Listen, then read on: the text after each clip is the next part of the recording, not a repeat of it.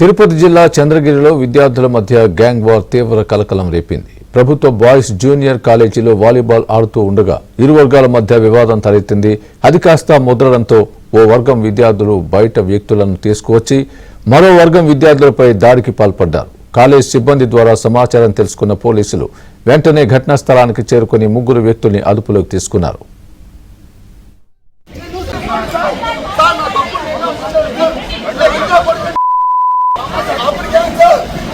ఉండగా ఇరు వర్గాల మధ్య వివాదం తలెత్తింది. అది కాస్త ముదరడంతో ఓ వర్గం విద్యార్థులు బయట వ్యక్తులను తీసుకువచ్చి మరో వర్గం విద్యార్థులపై దాడికి పాల్పడ్డారు. కాలేజ్ సిబ్బంది ద్వారా సమాచారం తెలుసుకున్న పోలీసులు వెంటనే ఘటనా స్థలానికి చేరుకుని ముగ్గురు వ్యక్తుల్ని అదుపులోకి తీసుకున్నారు.